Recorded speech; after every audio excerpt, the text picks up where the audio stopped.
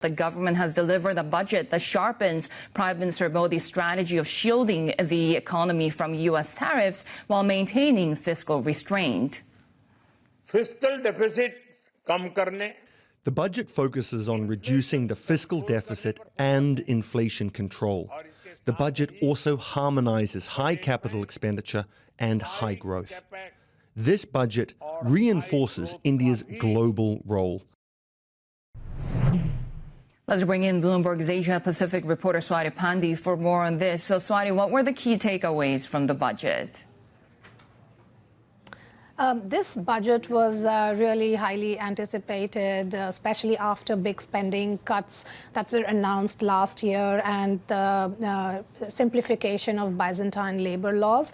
However, the government steered clear of making any big-ticket spending in this one. There were some announcements on infrastructure spending. There were some announcements to help India's strategic minerals industry, to boost semiconductor manufacturing.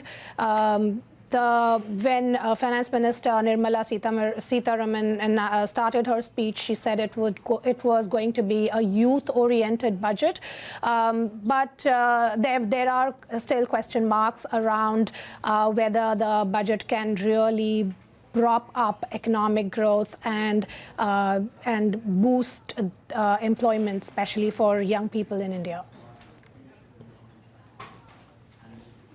So amid those questions, where does India stand on ways in which to buffer the Indian economy from global risk, and then balancing that against the backdrop of advancing some of these structural reforms, including manufacturing for the country?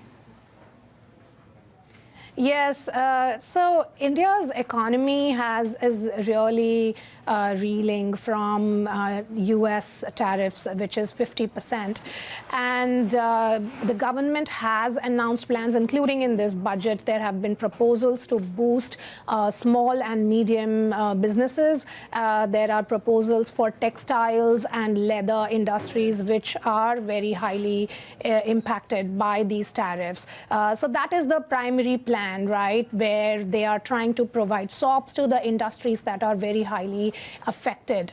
Exporters, there is a bit of this self-reliance thing as well, where the government wants India to have its own semiconductor manufacturing, where they have relaxed some tax on import of equipment for processing of rare earth magnets. So they are kind of like trying to do those type of stuff, which is their primary plan.